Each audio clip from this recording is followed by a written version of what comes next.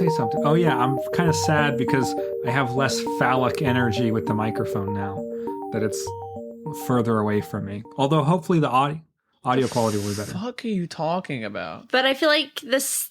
Does your flower have a stamen in it? Because that would count. Oh, sure. It does not. I have been told, though, that this signifies singleness. I don't know if that's true. Not wrong. I have no way to verify that. Welcome to Overthinking Games, a podcast about what video games can teach us. My name is Dempsey. Do I need to clap? Oh, yeah, we need to clap. Need to clap. All right, 3, 2, 1. Okay.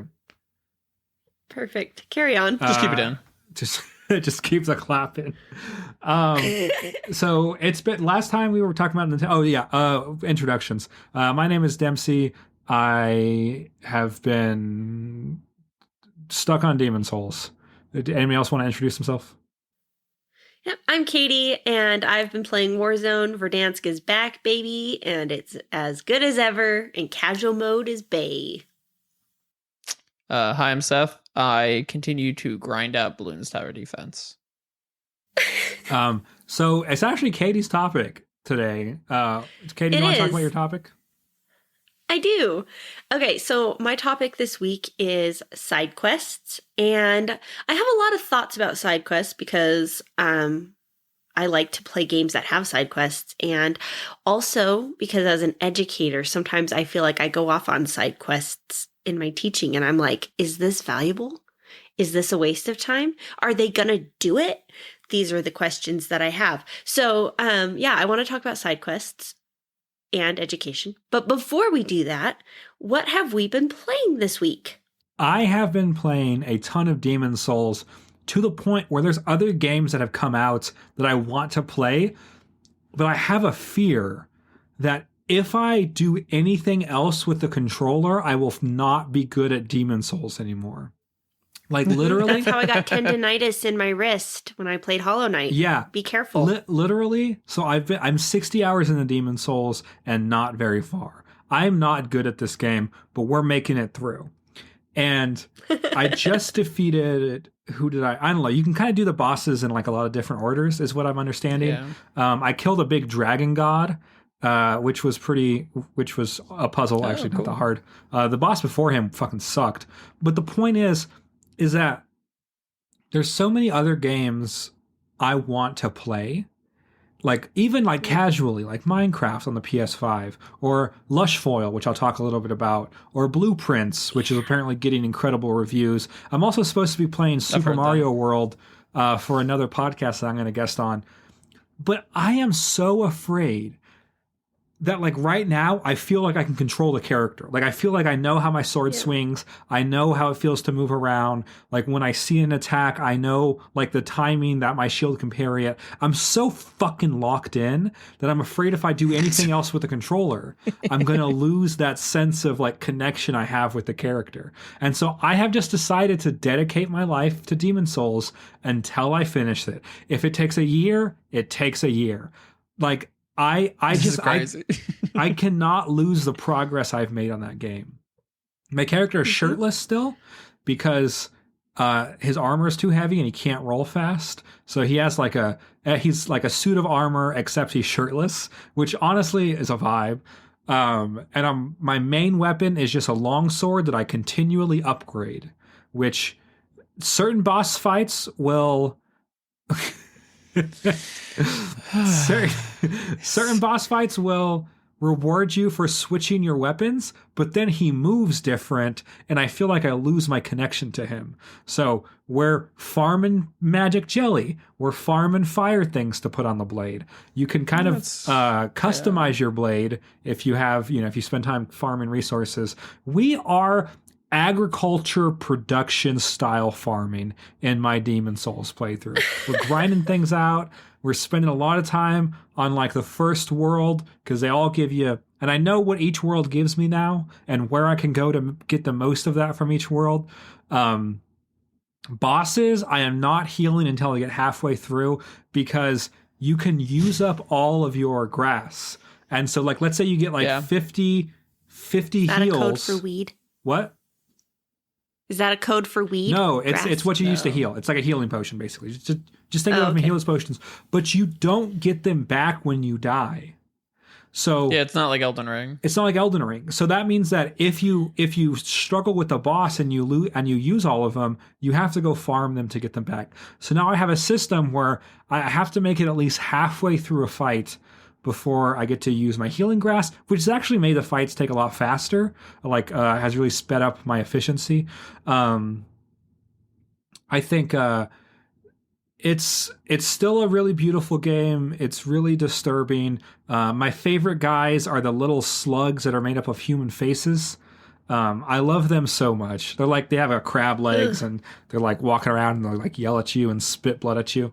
They're so fantastic. Gross. It's such a beautiful game.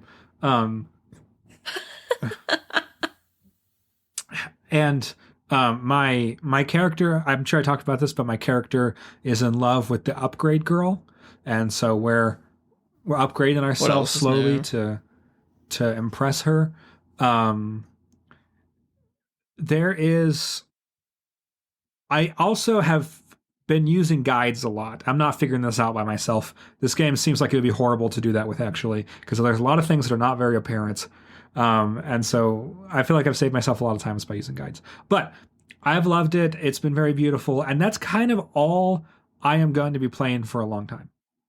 The other game that I've played, that I only played for an hour and then had to put down, and my review of it might be different later on, but it's a game called Lush Foil, which is, I have so many issues with. It's published by Annapurna, and the idea is so good. So it's basically realistic environments, not a lot of, there's no other characters. It's pretty much just nature landscapes, and you get a quasi-realistic DSLR to take pictures of. It gives you some optional quests or whatever. And I will say it does a lot of things really well.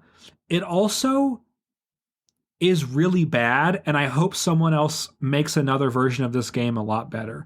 I would say Alba, the wildlife adventure, where is a better photography sim than Lush Foil.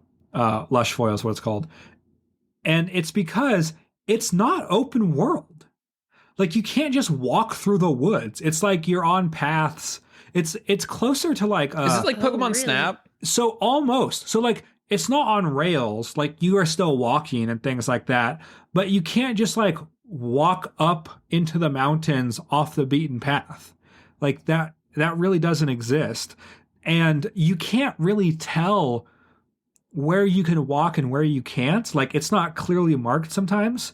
And so You just run into a wall. yes, which is the most immersion breaking thing possible. And they're not like natural boundaries. Like, it's not like you're in a bunch of cliffs and there's a big river that you can't go past. And like, I think if there was ways to like add natural boundaries that made it feel more natural, it wouldn't be. But it's literally just an invisible wall. You'll be on the path, and you'll see like a couple trees that you want to go take a picture of, and you'll walk off the path of the trees, and it's just an invisible wall blocking you. And that, Dipsy, is this the game that you messaged the developer about that you posted on like your Instagram? yes, it is. So yeah, so because there's a lot more that I don't like about this game. Also, so the thing is it does something brilliant and then it does something shitty. So, for example, you get so far I've collected 2 different kinds of cameras, which I love that idea. So one is like a really basic DSLR. You have like your settings that you can use that all affect the image realistically. And then you can swap cameras to like an early 2000s digital camera. And I love that so much. However, here's the thing. The old 2000s digital camera doesn't have any settings that you can play with, which I'm fine with. I'm like, okay, it's a really cheap camera that you would get. It's all automatic. It's going to take whatever picture quality it wants to.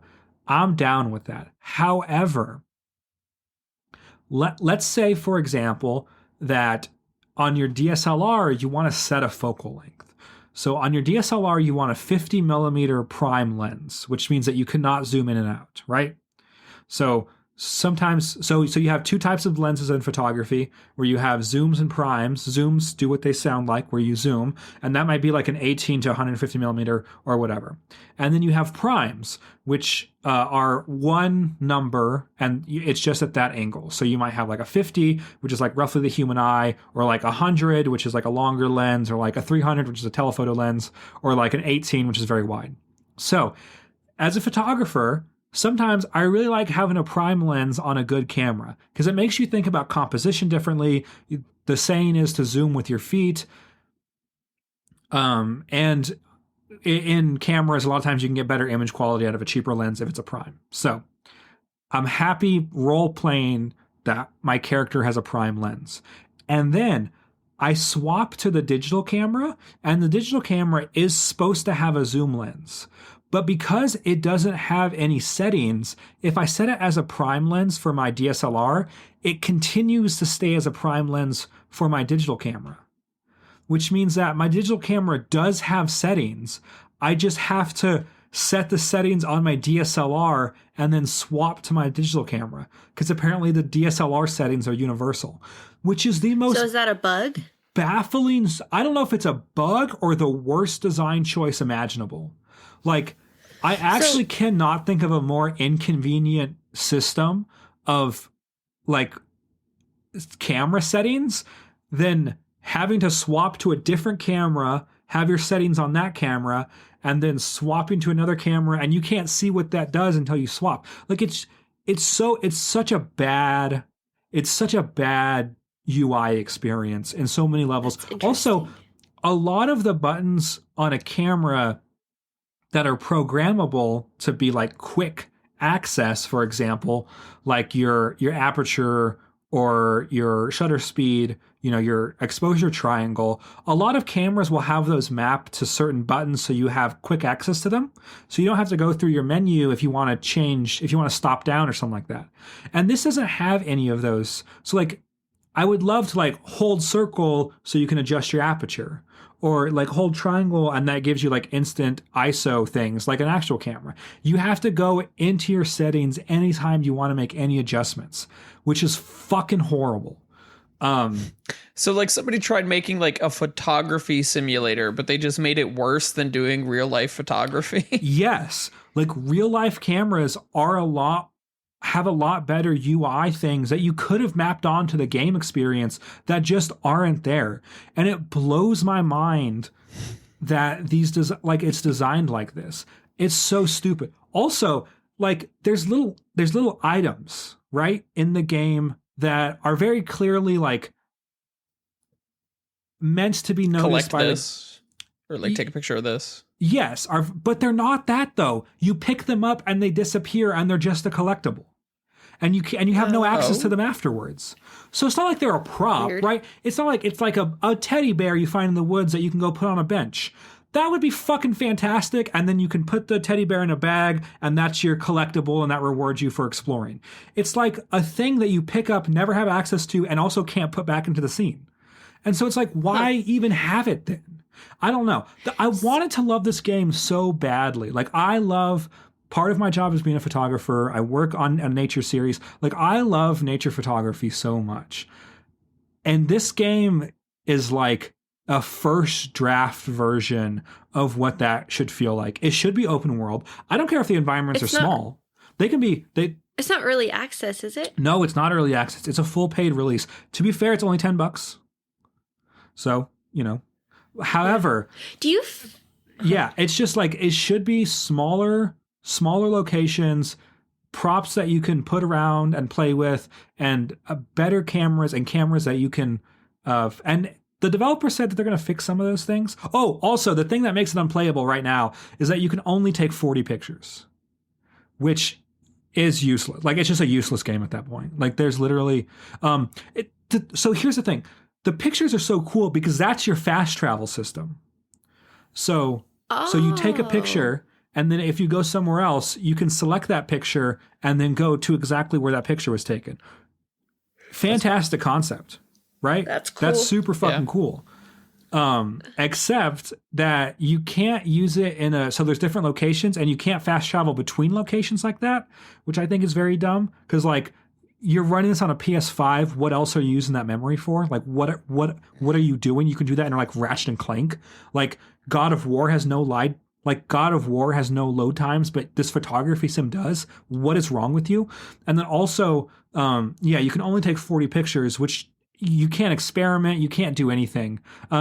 It feels like it's bricked at this point. Like it feels like a game breaking bug. The developer said specifically that will be fixed by this week. I still haven't seen an update for it. He says it's a porting issue. Also, you can't get the pictures off your PS5. So you'll take a picture in the game, and then if you want that picture, that seems really silly. You have to take a screenshot of it with the PS5 UI around it. Like you can't, there's no... Ew. You can't, it doesn't like automatically screenshot that for you when you take a picture, which is what it should do, and then get saved, or you can like decide which ones you want to save, or like some mechanism for getting them off your PS5. Because the PS5 app has a place for screenshots and little videos. And I just feel like there's a solution there that automatically, like you can set it to where like, pick which pictures afterwards. Like you'll do a couple hours of photography, pick your favorite ones, download them to your phone. That would be such a good experience, but that's not what this is. So that like, it's such a good idea. I feel like it was made really for me. There's so many elements that it gets right. It gets atmosphere right. Also, hold on, one more thing. For a photography sim, it has depth of field, like the camera that's one of the other things that really pissed me off is that your eyes, like your player eyes, the eyes that the character is using operates like a camera. And I think that's so stupid. So like, for example, chromatic aberration or like lens flares where like you look at a light and your eyes don't see little circles that are like lens flares. Like your eyes in real life don't see that, but cameras do. But in this game, regardless of if you're using your cameras or not, it still shows the lens flares. So there's actually no difference between looking through a camera lens and just looking with your eyes, which I feel like... So it feels very unfinished. Yeah, which really defeats the purpose of photography because the photography is like the lens that you use matters, like, and the way that the light impacts the lens is different than your eyes. And that's a part of the creative process is understanding that cameras are not eyeballs. And this game, it's really the same... It's the same optics either way, which I think is a real missed opportunity.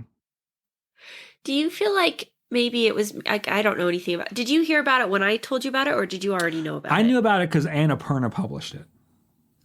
And Annapurna's... Because like one of my hobbies besides buying games and playing games for myself is buying random, or not buying, but like finding random ass games that I think you'll like because you like really weird things. And I'm like, oh, this is like a Dempsey game. I'm going to send it his way. Oh, check this out. But anyway, do you feel like the people that made this game maybe know less about photography than like professional photographers do? And that's part of the problem? Like, are they gamers that thought it would be cool to make a camera game, or are they camera people that thought it would be cool to make a game? It feels like camera people that do not have the technical expertise to make a video game. Because they get a lot of the feeling of photography really right. And because these technical aspects are so important. And like, it gets the serenity and the beauty of nature really correctly. There's a lot of elements that I think it does nail better than any game I've ever played before. But like, as a photography sim, it's just lacking a lot of the technical polish that I really want. So I think it was someone who knows how to make a video game and is maybe a better photographer than he is a game developer, but just does not have and it seems like it's developed by one guy, and then Annapurna is helping him do marketing and publish it. It seems like he's working with music that's already out there, like collaborating with artists for the soundtrack and things like that. So it has like the single dev vibe to it. And I really want him to do this just again. Expect better than I would pay like $30, $40 for a better version of this. I think there is value. I think there is a really value. Like there's a valid value proposition here. It's just the game as is. It's really disappointing, and I hate to say that. Yeah, and it just makes me so sad. A better photography game, if you want to play a photography game, it's called Alba, a wildlife adventure, where you're a little 10-year-old girl taking pictures on your phone, and it's just a lot smoother experience, and it rewards you. It's like it's more of a video game, but yeah. It's a fun game. Anyway, so yeah, that's my review of Lush Foil, and then I stopped playing because it's kind of unplayable right now, and also I was worried that I would forget how to play Demon Souls. I feel guilty if I play any of the games. I'll play because I still get my Pokemon the trading card game on my phone. I'll do that, and now my brain is like, look, I know it's not a PlayStation 5 controller, but playing this game, you might forget how to play Demon Souls if you play this game on your phone. So like my brain is, I feel like I'm being held hostage by Demon Souls, which is a fabulous game. Oh, okay, gosh. Katie, what have you been playing? Okay. Let's see. I've been playing, honestly, the only game that I've played in the last 2 weeks is Warzone, because Verdansk came out and that's the one that was the original map. And I'm sorry, I sound stuffed up, listener, because I have allergies and there is no escape because I'm surrounded by pollen. But anyway, excuse me. I have been playing Verdansk because that was the original like OG Battle Royale map that we played on Warzone back in 2020 when we couldn't hang out with people in real life, so we hung out on the internet and then decided that that was a great idea and just kept doing it forever and ever. But it's been so much fun, and my mom and I play together, and we played back in the day. So we remember the whole map. Our third, we call him Carol. That's not his real name, but that's what we call him. He remembers the game, and then our fourth, we call him Body. He never played it. So 3 of us are super familiar with the map, and then our fourth is brand new to it, and it's been so much fun seeing the map through his eyes, because to us, it's like returning back to old stomping grounds, and we know all of our routes and we know where we like to land and, our strategies and stuff. And for him, it's all brand new. So it's been super fun. And I don't know if I talked about this last time, but they have come out with a casual mode, and it is the best thing ever. We had been playing Boot Camp, which was in the previous season, where it was like a smaller version of a map, and you would play against, there was 48 people, 20 of them were bots and 28 of them were real people. And it just kind of slowed the game down enough. And it was like a training version, so it was a little bit smaller and shorter and easier. But now you have the whole map in casual mode, and it's like 100 bots, I think, and 48 people, something like that. And it's so much more fun because you get the whole map, but you don't have to face all 150 demons on the map. You can run around and shoot bots and feel like a badass and practice your sniper shots and all of the things. And then you get to the last couple circles and you get that like strategic intensity, and it's super fun. I would recommend it to anybody who is kind of like put off by the challenge of battle royales but wants to try it out. It's a really welcoming way to get into games and to enjoy them when you don't have time to play 24/7. So super fun. There's nothing better than headshotting a bot as they run at you with their pistol. It's like you feel so badass. You're like, ha, I am the queen. So that's been super fun. And that's pretty much it, because other than that, I listen to a lot of trial YouTube, and there's a trial on right now, so that's what I've been listening to. And I've been embroidering. So those are my things that are my real life games that I've been doing. But how about you, Seth? What have you been doing? Not much. I've been really grounded in my Bloons Tower Defense. Like I said, when I like play a lot of Bloons Tower Defense, it's usually because I'm like trying to grind something out with like some sort of intentionality. So in this case, it's the like all the intermediate maps. So because I've previously like black bordered all the beginner maps. I'm working on black bordering all the intermediate, and black bordering maps just means like complete all the different game modes for that map. So like easy, medium, and hard, including like the chimps game mode, which is supposed to be like the really hard one where like you don't earn any money and you can't use any of the like extra side powers and like yada yada yada. So been enjoying that more or less, just sort of because it like gives me something to do with like a very intentional goal at the end. But I can very much guarantee that like once I black border all the beginner or the intermediate maps, which I'm still a ways away from, like I have like 8 maps done and I have like another like 8 to like 12 to go. So I'm like a long ways out, but it's fun for right now. Just because it's like easy to play when I'm like doing other things, and I can play it on my phone at work when I don't feel like doing work, which is a big plus. Haven't really played. We're tired. Yeah, it's fourth quarter. Tomorrow's actually my last day with my seniors because our seniors leave on an internship program early. Oh wow! So tomorrow's last day of seniors. It's also prom tomorrow, of which I'm chaperoning. Which is exciting. They're paying me, so. And my girlfriend works at the venue as like it's usually like a wedding venue where she caters. That's sitcom level coincidence. It is. No, because it's a place in town. It's like it's the venue like right in the middle of downtown.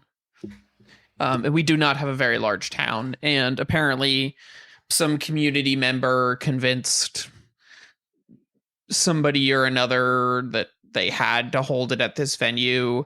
And she used to live downtown. She wanted to like get side money. So like it's like almost sitcom level coincidence, but it's really just kind of like lots of natural consequences have led to this happening.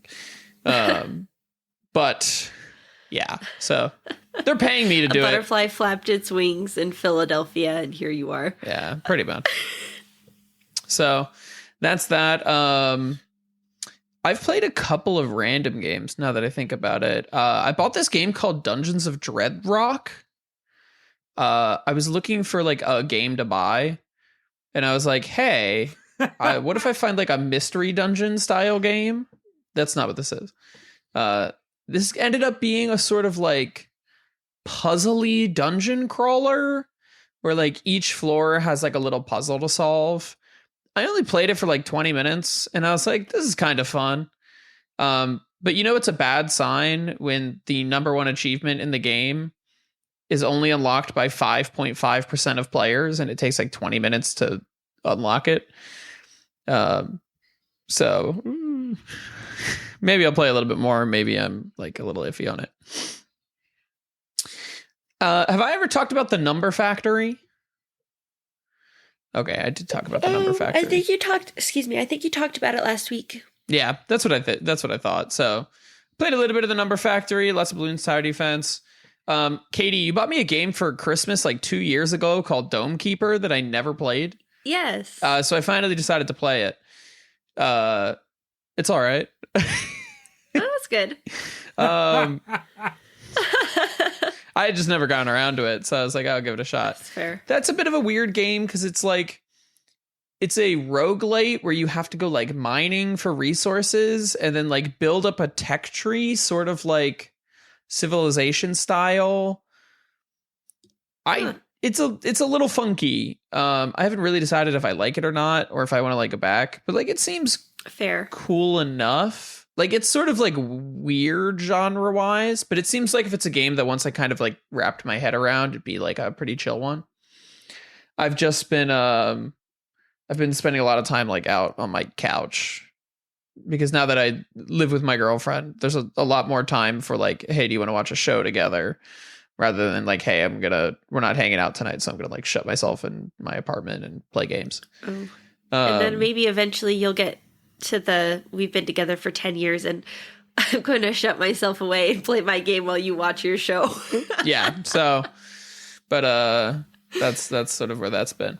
I wanted to make a quick shout out. You guys ever played like ROM hacks, like modified Pokemon games or anything? Oh, no, we're not super nerds. The big boobs. You're one? familiar, huh? The one with boobs. What? Hold on. I'm going to Google it.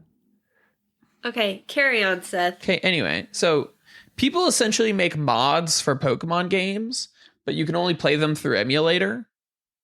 They're called ROM hacks, and people do like a whole bunch of like crazy stuff. But there's a really popular YouTuber who made a version of Pokemon Emerald called Mario Mons, where he replaced all the Pokemon with like different Mario enemies.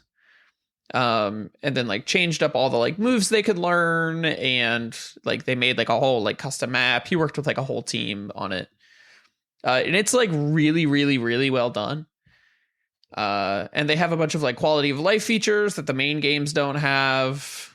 Like, it's kind of embarrassing for the Pokemon Company that like a group of like 10 fans can put out a game that's like way better quality than anything they've ever put out. Like in kind of a really embarrassing way, actually. Yeah. Didn't that happen with didn't the Half-Life community do something like that? Didn't they make the Half-Life community made? Yeah, there's like Black Mesa, I think it's called. Yeah. Yeah. It's interesting. So they can't sell it, can they? Or can people buy it for emulation? Valve, Pokemon ROMs, but with Black Mesa, Valve did let the developers sell it. Oh, okay. Yeah, because Black Mesa is actually sold on Valve the Steam store. Cool. Yeah. Valve is cool. But no, Nintendo would absolutely kill this if they could. But yeah, I mean, it's embarrassing for the Pokemon Company is what I'll say, because like, I don't know how many people are on this team, but given like the resources that the Pokemon Company has, like they can make a good game, and they just really choose not to. In kind of like a very crazy way. But oh well. Okay, so it's called Pokemon My Ass, and I was dating someone who had a physical, like, obviously it's not official, but like a physical cart, like box of Pokemon My Ass, and then the ROM to go with it. That's what I was thinking of. Oh. Interesting. Huh. Anyways, I did not play it, but I was, anyways. I was aware. They'll make porn out of anything. That's fine. Okay. Seth, do you have? Are you still talking? Yeah, I had something else. Otherwise, like my girlfriend's been getting really into like the hobby side of Warhammer. So she actually spent like $140 on like a big box today of like models that she's building and painting. And you've never been happier. No, yeah, it's great. I mean, I'd love to like play the actual like game with her, but I don't think she's super interested. She likes the crafty side. Yeah, you guys aren't going to be able to like see it super duper well here, but oh, it's so cute. She actually did like a really fantastic job with like, I mean, you know, she's an artist by degree. Yeah. So the base is really cool. Like there's essentially this like felty grass stuff you can buy. So we got some of that, and so she's got these little like tree ents that she also decorated with like little grass and flowers and little like sticks and stuff. I like the end of their points on the back. Yeah, she painted them with little like pink flowers. Sorry, everybody who's if you're really curious, that's cool. Audio listeners, they're called Kuranoth Hunters. They're Sylvaneth Games Workshop. You should make a tiny TikTok, Seth. I really should make an actual TikTok at some point, but I just never got around to it. Okay, side quests. Yes, side quests. Like making TikToks. Perfect. Like making TikToks. Okay, like us trying to get through what we've been playing. Also true. Okay, so side quests. Yes. I was thinking about how like some games, the side quests are more rewarding than the main playthrough. And other games, you're like, I need to deliver 5 feathers to who for why again? Like, it just feels like a waste of time, right? But I'm curious about, just to get started, what are your guys' thoughts on side quests? Are you like a side quest first, missions after, or so skip the side quests? How do you interact? The 2 games that I think about side quests are God of War Ragnarok, which had a bunch of side quests, and then Ghost of Tsushima. Tsushima. Yeah. I can edit my burps out. And my yawns. Yeah, and Ghost of Tsushima, and so side quests for me primarily play a couple things. I like leaving side quests unfinished to feel like the world is really big still. This is my thing about not exploring the entirety of a large open world map, because I want to feel like there's still a world that exists beyond me. And so I finished Ghost of Tsushima with a few things that I hadn't done. I really like when you can feel like you self-pace side quests. So like you can do them until you don't want to anymore, and then you can make the story go forwards. When they feel too necessary and bloated, like I think Ubisoft really feels that way, where like, well, there's nothing else to do, and all, and like, and so like I think that can feel bad. I also feel like side quests a lot of times have more interesting writing and mechanics sometimes. And I feel like it's because specific people can tell smaller stories that can be more experimental. And that was definitely true in Ghost of Tsushima. The main story was really good, but the side quests I think were a lot better most of the time. And it felt like they were maybe a smaller team, or maybe had less oversight, or could be more focused in some way, had to solve less problems. Like the whole narrative had to function as like a really typical story, whereas the side quests can be, a lot more focused and experimental. They're a lot smaller in scope. From the little that I played of The Witcher 3, doing the side quests were really incredible, actually, compared to the actual narrative. Although it's been a long time since I've played that, and I did not play that much of it. So that's just a little of what I experienced. But yeah, I think I have to want to be in the world, and like enjoy everything about it. But I think I cannot think of a game where side quests have made things worse. Even like in Far Cry, which I would say has really boring side quests, it's just a boring, awful game, though. And so the side quests are just kind of more of that repetitive nonsense that I pop a podcast on and do with a friend. And so, like, because like the side quests were kind of more of that mindless violence, I think they still kind of serve the overall vision of Far Cry 5 or 6, which is like, kind of brain dead, repetitive, mindless violence. So yeah, I don't know. Them's my thoughts.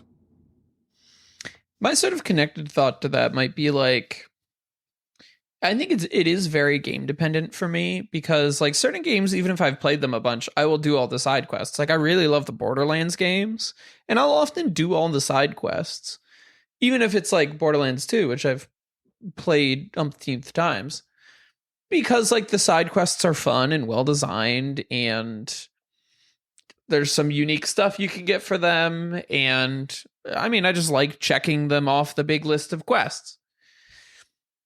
But there are also some games, and I'd say especially games that are trying to be very narrative heavy, but I just don't care, that I'm like, I don't really want to do your side quest that explores some like side characters' backstory, because I just like don't care about the character. There's like this character that much. And I do feel like that is where, I don't know, maybe it's like designed for somebody else who like maybe cares a little bit more about like the story. But I can think of a couple games like when I played Torchlight 2, that's like a ARPG, like Diablo like, where like I just don't really care about the backstory of the world. I was playing it because I wanted to play a Diablo like that just wasn't something like Path of Exile, which is like obnoxious to play. Or what was the other game? Oh, I played one, not one of the Final Fantasy games, one of the Dragon Quest games. It's like Dragon Quest 14. I'm like, I just sat there and I like spammed through the side quests. I'm like, I'm sure this is great. I'm sure if you like the Dragon Quest lore, someone's good like weeping and gnashing of teeth at the fact that I like spammed through the side quests, but like I like it didn't bother me, didn't care. I was kind of just hoping that there would be some like cool magic weapon at the end of it that would like give me a stat boost or something. So sometimes it's the reward, sometimes like the journey is the reward, I guess, for like good side quests, but sometimes like it could be a good side quest, I just don't care. And like I'm just there for the destination. Yeah. I think I have trying to think of bad side quests that I've played, but they're not coming to mind too much because I've mostly only played good games. But Skyrim has the best side quests when it comes to like the guilds and stuff, like the Thieves Guild and the Fighters Guild and all those. And when I play a game like Skyrim, I will play every side quest first before I play the main quest, because unlike Dempsey, I have the opposite. I want to leave no world left. I want to make sure that I see everything, and I'm afraid of getting locked out. So I had done everything that I could think to do in Skyrim before I finally played through the last, several missions. And I thought that the side quests were way more engaging than the main quest was. But if I remember correctly, that game also kind of, like, some of it would be locked until you progressed to a certain point in the game. So it kind of forced you a little bit to be kind of parallel in your path, but up to a certain point, and then it was like, okay, I'm going to do everything, and then I'm going to finish. Can I make a take about this? This is just a gamer rant.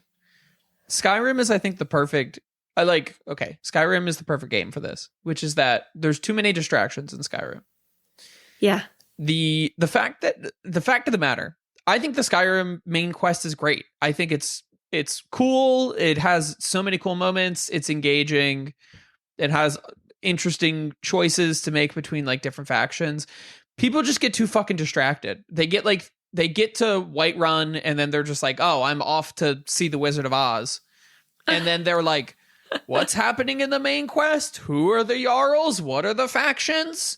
Nobody knows and nobody cares because we're busy becoming the baddest assassins and thieves but like in the main land. quest is actually good.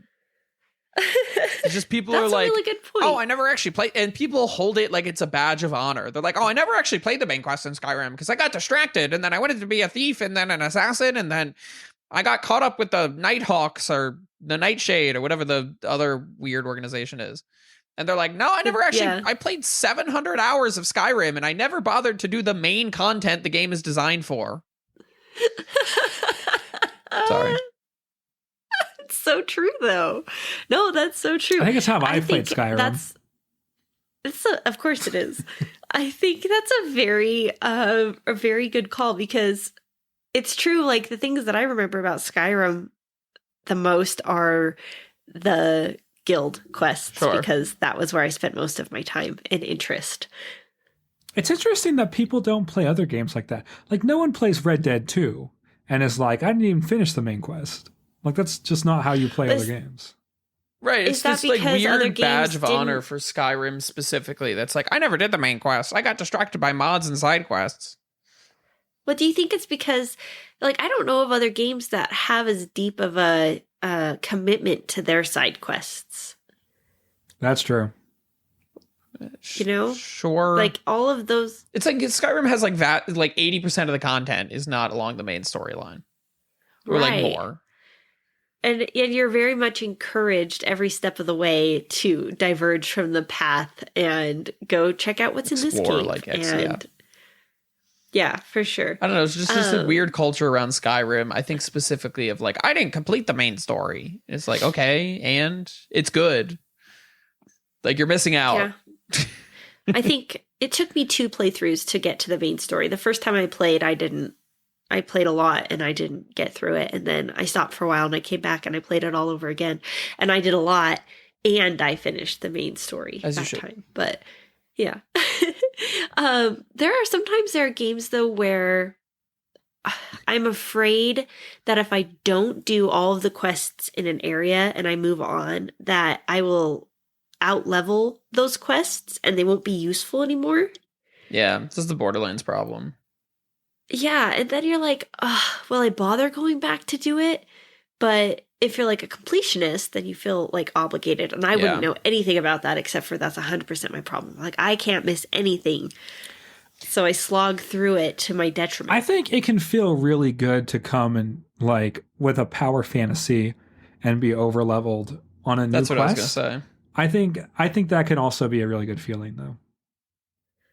Yeah. Yeah, I was gonna say like I feel great a lot of the times when I get like overpowered in a game. Like maybe I shouldn't feel as good, but I do feel good a lot of the time just getting overpowered in a game and like blazing through an area and being like, oh, I was supposed to be here 20 levels ago. Uh-huh. And do you not feel like you've missed out on something if you come back, if you go back to something and you're like, oh, this is too easy, like I should have done this earlier? No, because I think it's connected to the part of my brain that's also like, I don't care about your backstory for like your micro game that I just like I can't be bothered with. Where like I am not signed. Okay, I've started changing. And this is a greater point about me. Because like when I played this Pokemon game, this like ROM hack Pokemon game, I was like, no, I'm not setting it to the highest difficulty level. You know why? Because I'm going to be playing this on my phone before I go to sleep. And I want to blaze through this as fast as possible. I'm not playing this game for the struggle. There are games I play for the struggle. I forgot to mention earlier, I've been revisiting my Elden Ring Soul Level 1 run. But now I'm going through the DLC. Which is harder content than the main game. And like there are games that I want the struggle because I find it interesting. The Mario enemies as Pokemon ROM hack designed by like a big YouTuber is not the game where I want the struggle. These random side quests, I don't want the struggle. I want the reward at the end, or maybe if your game is good and I actually care about the narrative, then I want the narrative.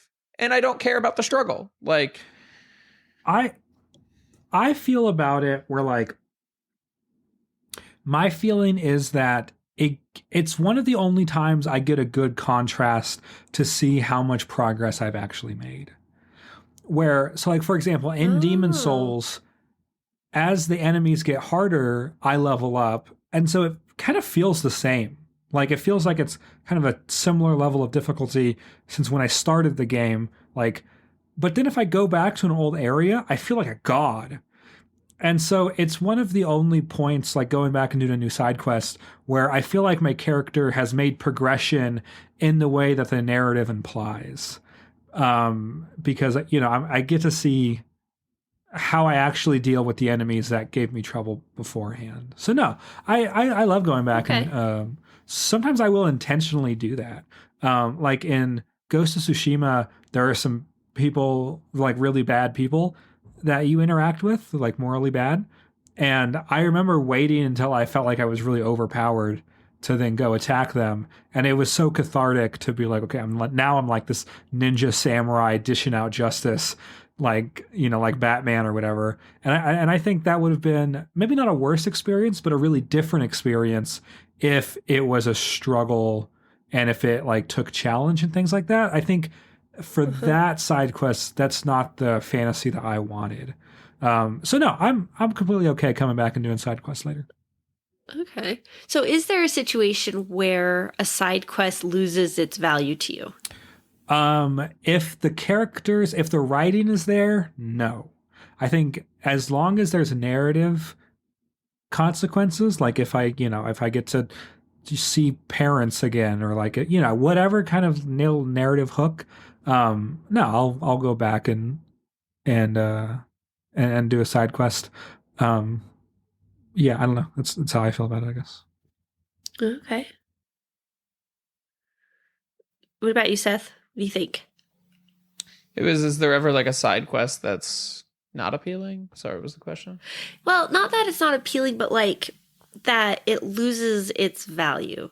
Like for me, if I know like, okay, like in Horizon Zero Dawn, there's no point in me going and killing a whole herd of super easy dino robots once I'm well past that. Like when I come back to that area, I'm not gonna do the collector quest to collect all of the things and take it back to the guy to give me, 500 coins or whatever, 10 XP. Sure. Like, it's not worth it to me anymore. I agree. Whereas in the beginning, when you need that grind to like level up or to get resources, it's still very valuable. But you do get to a point, I think, where the reward no longer outweighs the hassle of it. Yeah, and I think... Oh, go ahead. Your turn to talk, huh? You spend all this time talking and then you want to talk again, huh? Sorry. I'm just messing with you. No, but I'll say, especially on like repeat game playthroughs, like my time is also a valuable resource, right? Yes.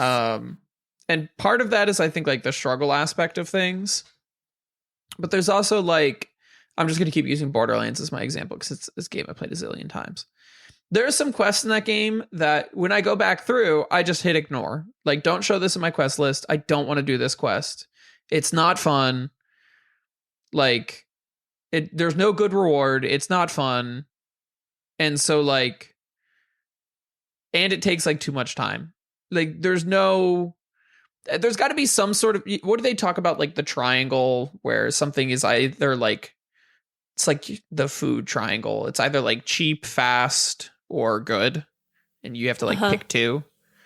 Right. Sometimes like a quest needs to be either like fast, good reward, or I don't like meaningful in some way, like narratively or mechanically. Yeah. And like, you kind of got to like pick two. And if you fail all three, if it's like slow, it has a terrible reward, and I just don't care, then like why would I do it? Right. And there's a lot of games that I kind of feel have quests like that. Yeah. The main, or really if something's just going to be like frustrating, like I think that's my main driver of like avoiding things in games, is if I know I'm going to go into it and just be frustrated. Yeah. That's how oh, sorry, go ahead. There's one of the side quests in Borderlands 2 involves you like hopping in a car and like delivering stuff to like different addresses. And the timer is like slightly too tight that you probably have to do it like 2 or 3 times, even if you plan good paths. And like, I just can't be asked to do it. It's probably gonna take like 10 minutes, but I'm gonna not enjoy those 10 minutes. And I could just keep playing my looter shooter instead. So there's like mental opportunity cost. Yeah. I run into that with Hollow Knight. The platforming challenges and some of the boss fights that are like ancillary are too challenging. And I'm like, I am not going to spend 3 days trying to get past this part when I could just move on. Even though sometimes the rewards are really good, but I don't have perseverance. So I'm like, nope, I'm done. I have no sense of resilience. I was going to say, before I was accused of talking too much, which is right in, is that mechanical novelty is something else as well. Like, even if something is easy and tedious, if it lets me interact with the game in a different way, Baldur's Gate 3 was really good at this, where like all the fights were so different, it was kind of worth doing every single side quest because of how much variety there was in those side quests. And like, no two fights were really the same. And so like, one was like, characters that were like, you were fighting, characters that felt really guilty about it and would not attack you half the time, but were very powerful when they did attack you. Or, one like spider webs everywhere and it was really sticky. And like there was so much variety where even if I felt overpowered and like didn't care about what happened to the spider, I still wanted to do it because I just wanted to see mechanically how the systems interact. And it's just an opportunity for mechanics. That's a game where I have a lot of FOMO. I'm like, I want to make sure I miss nothing. And then I found out that I missed the Underdark like 3 times. But I fixed that, so that's okay. Like, what else am I missing? This topic, I was thinking about it in relation. We're getting to the end of the school year, and I've just been thinking about my students, and we're getting into we're second half of the last quarter, and I used to, my policy used to be that assignments would be open until the Monday before the end of the quarter. So kids with no late penalties. So kids could turn it in whenever, and I would grade them on what they did, and I wouldn't ding them for it. And what I found was either they would just never do it. Yeah. Or at the end of the quarter, I'd get all of this shit work that I was like, this is terrible. I don't even want to look at it and grade it because I would have to spend more effort looking at what you did than the effort you put into doing it, right?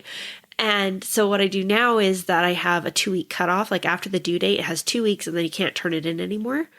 And I've seen it's been a little bit better, but the reason that this kind of relates to me, or like I relate the two things, side quests and like assignments in class, because if somebody waits until the end of the quarter to do an assignment that we did 8 weeks ago, are they still getting a learning benefit, or has it just become busy work?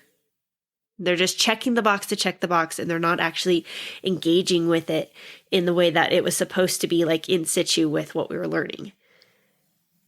Do you guys have thoughts about that? Like, what are your takes on that? Like, do you feel like assignments like are in the same way as like overpowered side quests, that if you don't do it when it's relevant, does it become less valuable, or do you feel like the value is still there? I'd say inherently yes, because like especially if there's like a good reward at the end of this, but there's a good like level appropriate reward. I don't know, let's invent some game. I'm a level 18 wizard, and you know it's going to drop me a level 18 magic staff, but like now I'm level 30 and that magic staff is going to be completely useless, but like it would have been good on level. Like I do feel a little bit like I've missed out, especially if there's just due to the nature that like games work, right? Especially if it has some sort of like mechanical uniqueness that I think would be really cool and fun to play around with and novel. But I'm like, oh, it does 90% less damage than my current held weapon, so therefore like it's completely unusable. I will also say, however, that my grading policy is still just like open to like submit stuff whenever, and I also get terrible work, so it's not just you. It's good.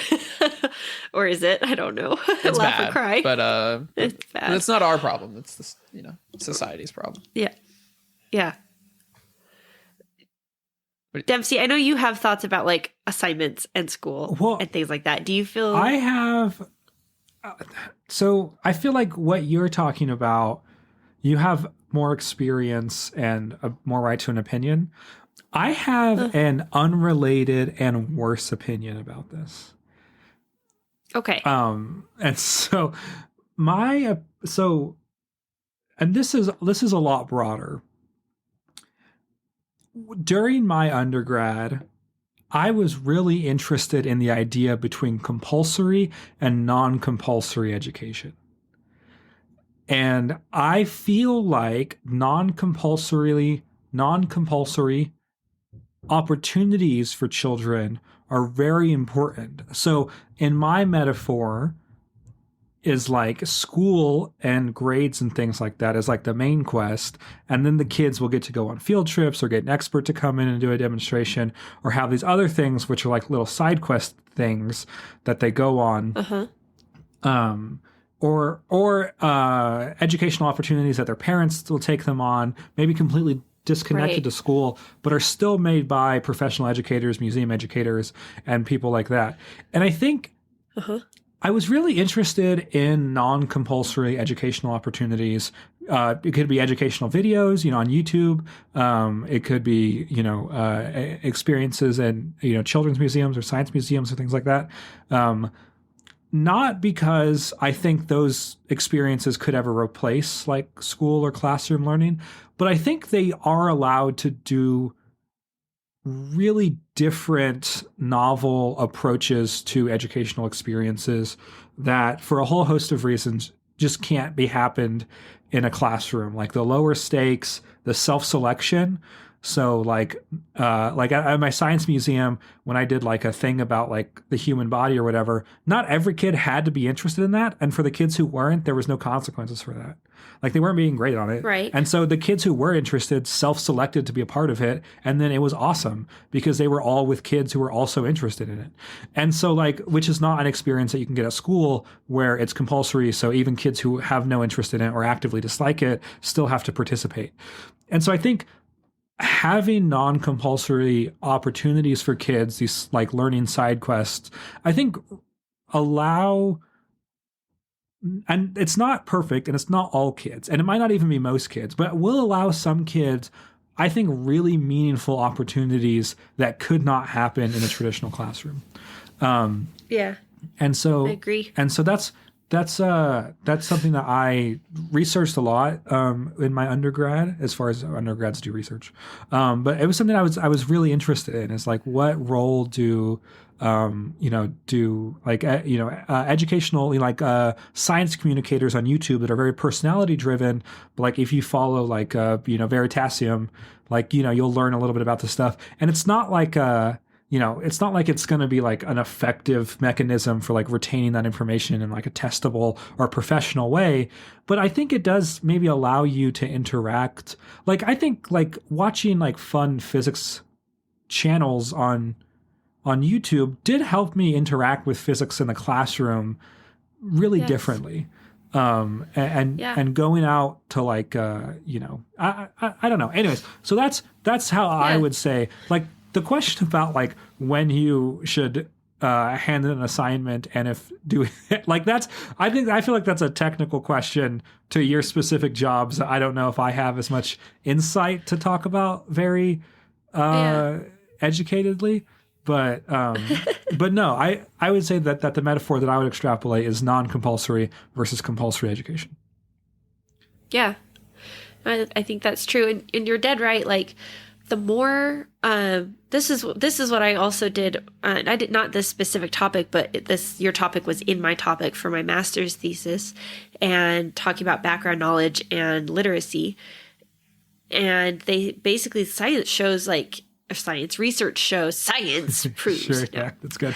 Research shows that children who have access to those sort of, as you're saying, non-compulsory educational experiences, who watch documentaries with their families, who like to look at National Geographic, who get to go to the museum and stuff. They're better readers because they have so much more exposure to different topics, so that when they read, they're not just like swimming in a sea of unknown. They have a little bit of anchor knowledge. But I guess what I question, and I've tried to figure it out myself, I think, as an educator, I'm in my third year, of whether or not like I'm wasting their time with the stuff that I have them do, or like, because that's the thing, like being homeschooled. You're homeschooled. Being homeschooled. Yeah, I was homeschooled. So a lot. So you got a very personal education, though. You like, it was kind of, do you feel like it was tailored to you? A little, like, in some ways. Like, my mom had a curriculum that she bought, and then she definitely like adjusted things, especially because she had, a fifth grader and a first grader at the same time that she was educating. So, but I didn't love everything that we did. God, I remember doing these fucking vocabulary cards, and you had to write the word and write the definition and write the part of speech and then write it in a sentence. I have a good vocabulary now. Thank you, Mom. Good job. But so there was a lot of things that I had to do that I didn't like, but there was never a situation where I would be like, well, it's been 6 weeks. Guess I'll do the thing she told me to do 6 weeks ago. Sure. Everything was very timely and in context. And so it always felt very meaningful. And I think similar to going back to a level 2 quest when you're a level 10, I feel like sometimes if you don't do things in that context, it does lose its educational value. And then I'm like, I almost want to be like, just never mind, because what's the point? What are you going to get out of it? I don't know, man. Do you feel like the content has grown that much in those 6 weeks, or how long is a quarter for you? quarter is 9 weeks. Okay. So, okay. We'll be like, sometimes it'll be specific to a story. Many of my students, like I teach mild to moderate disabilities, like most of my students have really poor working memory. Sure. So if they were supposed to analyze the theme of a story, and that's a skill that we've been practicing, then 6 weeks later, they're not going to remember the story well enough to be able to analyze the theme. Sure. And so, like, that opportunity is lost. I mean, and I get the same thing like in my classroom. Well, and I get this all the time because, you know, we'll give a science test on like the parts of an atom, and then, you know, 4 weeks later we've moved on to like electron orbital configurations, and some kid is like, here's my worksheet from 6 weeks ago on which ones are protons, neutrons, and electrons. And you're like, brother, we are far past that. The ship has sailed. You're trying to hand me a basic knowledge that you fundamentally need to know in order to do the thing we're doing now. Okay. Yeah. I'm going to push back on this. Okay. I think there is value specifically for the kids that might be late on doing this stuff, because I think that if they didn't get it the first time, reinforcing it at this point, in my opinion, might still have value. Like, I think for me, it's really easy to think like, okay, if you're on electron orbits and like the properties of the other subatomic particles, like you're past that. But I will say, in math specifically, there's a lot of times where I would just not understand concepts and then we would move past that. And then I understood the next concept relatively fine. But like the concept before that, I still struggled with. And so like the review questions and things like that were very helpful because I'm not saying like everything's going to be, but I will say, I do wonder if the kids who are likely to hand in something late are the kids who are likely you want to reinforce that knowledge anyways. Yeah. Okay. No, you're giving a lot of credit to ninth graders here who looked at their grade in Canvas and they saw they have like a 68 and mom yelled at them last night. So they dug through their bag and they found a half finished worksheet that they, you know, scribbled the last couple answers on and threw it in my late work bin. Well, no, I'm not saying the kids are making that choice, but I'm saying the system that's set up will force them to interact with that content again. Not that they're making that choice. It's not a bad thing. Right. Yeah. But right. That's true. But there is also like the separate issue of we have so many external systems that kids use. Like they don't need to do it. Like I literally dealt with this today because I'm teaching kids about electron orbital configurations. And I was like, how many electrons does vanadium have? And they have a periodic table in front of them. They literally just need to find the number next to vanadium on the periodic table. She's like 28 or something, and be like, you're not asking them to memorize. No, I'm not asking them to memorize them. I'm not even really asking them to do much other than like look at the periodic table and find a number. And I had a girl take out her phone and go, "Hey Google, how many electrons does vanadium have?" And I was like, put your phone away. Like your periodic table is on the table in front of you, and you need to work on the skill of how to find information on this table. That's so funny. Because you need to be able to find information in life. You need to be able to find information when it's on a piece of paper. Like this was, this annoyed me so much today. Like, I had that today. I was like, you're going to identify a physical trait and a character trait. They're like, well, we've done this before. I said, yes, but not with this book. And they're like, well, can we Google it? And I said, no, you need to be able to find information in a book. I want you to practice skimming, for Christ's sake. This is so me funny. Anytime I have to draw like a graph. Like I have my students do graphing. They're like, Mr. Wilcox, when am I ever going to need to like make a graph after high school? And I'm like, what are you talking about? There are graphs everywhere. Like every source of information ever is presented in the form of a graph. Like, and so many of these kids, like asking them to plot like coordinates on a graph is seemingly beyond them. And I'm like, you're not this dumb. I could ask a first grader to do this, and you are 18 years old. Oh God. My second, Well, now I'm just complaining. My second favorite is my other student I terrifying. have who, regardless of the assignment, she will at one point go, Mr. Wilcox, I don't understand this. Uh-huh. And I go, okay, what instruction do you not understand? I don't understand any of it. So what I've started doing with her is just saying, read the directions to me out loud. This woman is 18. Read the directions to me out loud. My reading skills aren't that great. Good news. I did this today. I took my finger and I pointed at the first word and I said, what's that word? Usually. And then I pointed at the second word and she was like, I'm not doing this. I'll just read it out loud. It's like, awesome. She read the one line of instructions. Oh, I know what to do now. So that was mine. Sorry, I just had to complain. Somebody had to hear this today. No, it's so true. Oh, this was my actually God. the older sister of the first girl. I have both Well, of that them. tracks. I feel it. Well, nope, you are dead right. Welcome to the fourth quarter of Overthinking Games podcast where teachers are tired. True. And Dempsey. And Dempsey. And me. Hi. Who's living his best life cave diving and stuff. Yeah. It's dark. In caves, it's dark. All right, y'all. Well, thank you so much for joining us. This has been Overthinking Games, a podcast about what games can teach us. If you want to write in about whether or not Dempsey talks too much, which is a wild accusation on a podcast, which is a purely speaking medium, please send us an email. It's in the show notes.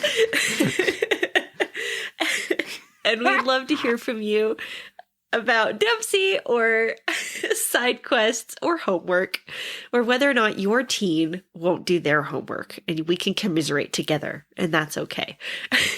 We're also on TikTok and Instagram. Yeah, sometimes. And Blue Sky. Definitely TikTok. Definitely TikTok. Definitely TikTok. All right. Thanks for joining us. We'll see you next time. Also, bye. Today was April 24th. I feel like I should say that. Okay. So people know when we record. No, we don't need them to know our shame. Okay, bye. Okay, bye.